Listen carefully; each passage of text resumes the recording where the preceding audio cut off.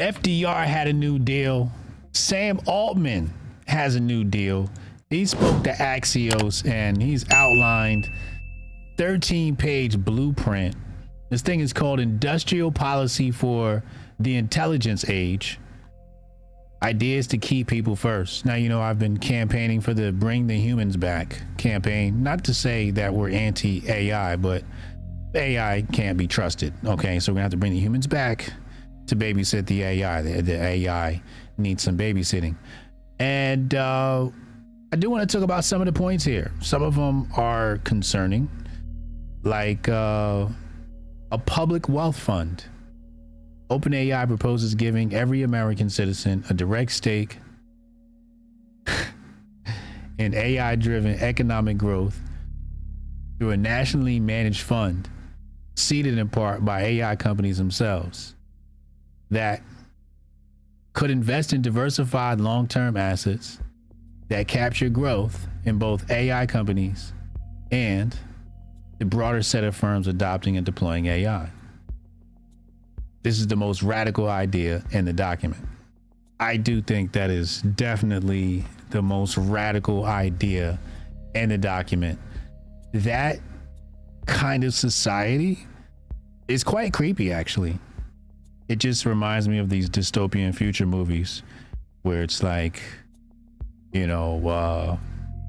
everybody works for Cinematron and your life savings is based upon shares in Cinematron, and your breakfast was made by Cinematron, and your kid go to Cinematron schools, and it's starting to look real 1984 commie. That's what it's looking like.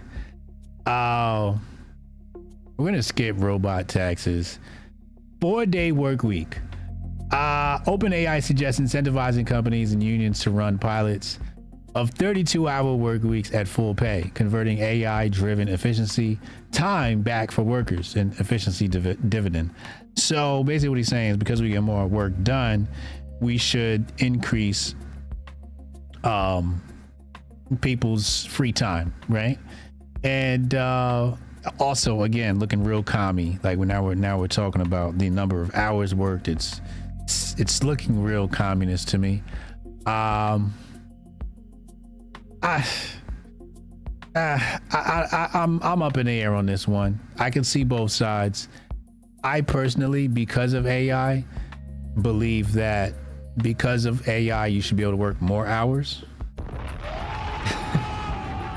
I think we're going in the wrong direction. I think the 32-hour week should now be the 46-hour week. We should be adding hours.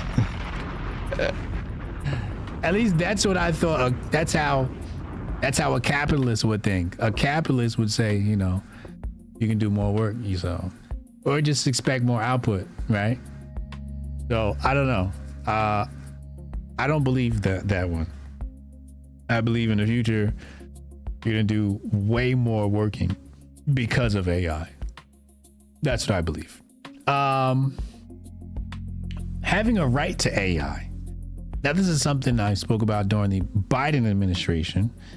And I said that, they're going to try and legislate AI so the everyday average American doesn't have access to said AI.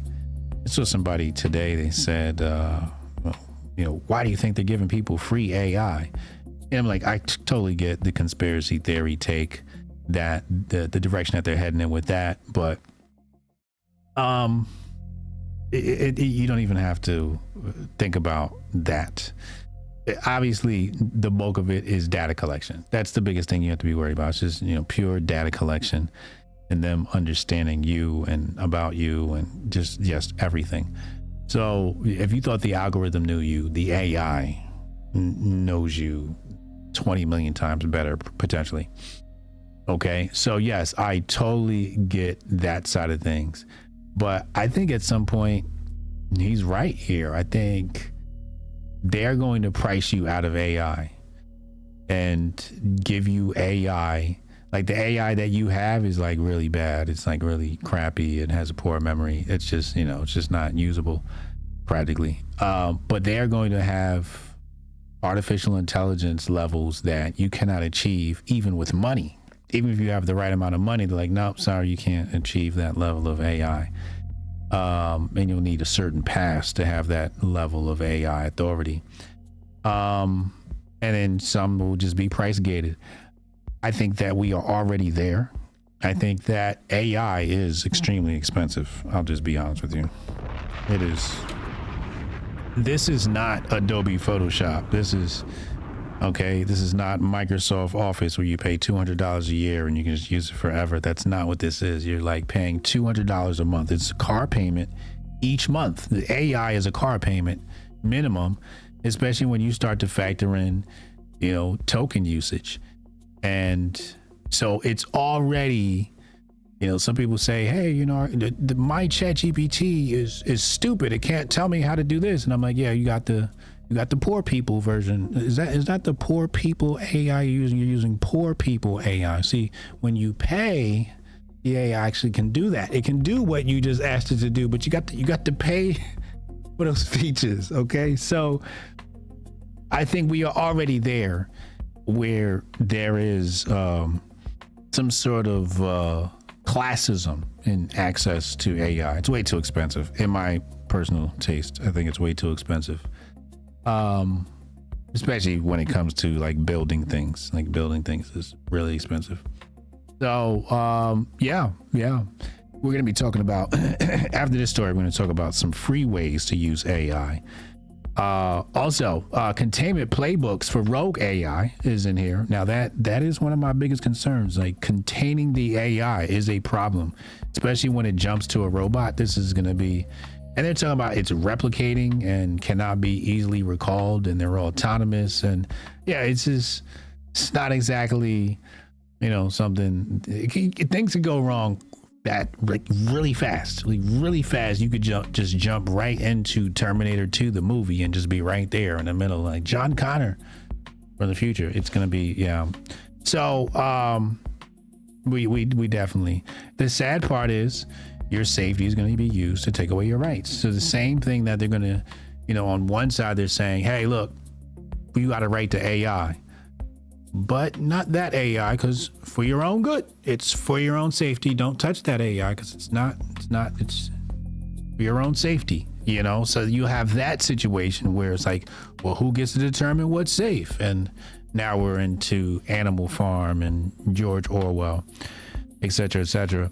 So I do plan on reading this 13-page blueprint and thoroughly just digesting the document. And I'm going to use AI to do it. I'm literally going to pull it up on my screen, and every time I get stumped by something, ask the AI to explain it to me like I'm 12. Okay. Yeah.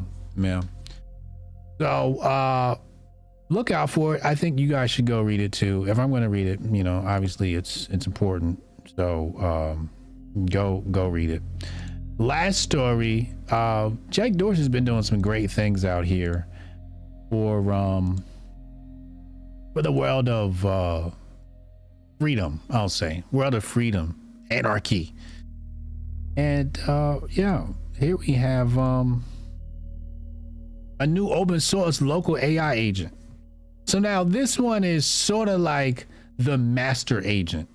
This thing called Goose, right?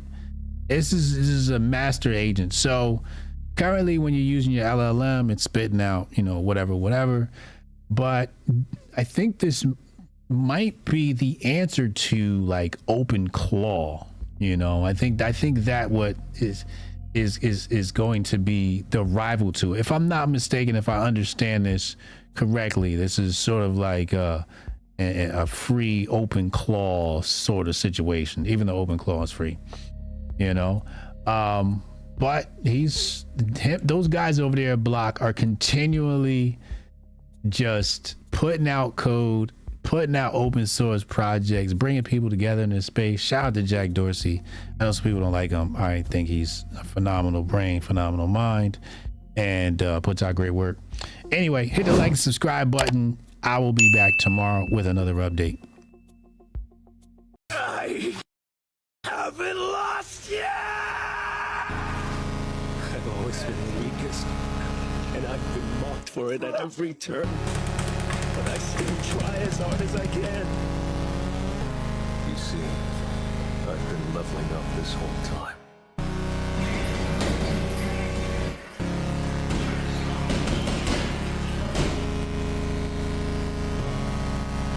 I won't give in to fear. I can't get stronger that way. I'll fight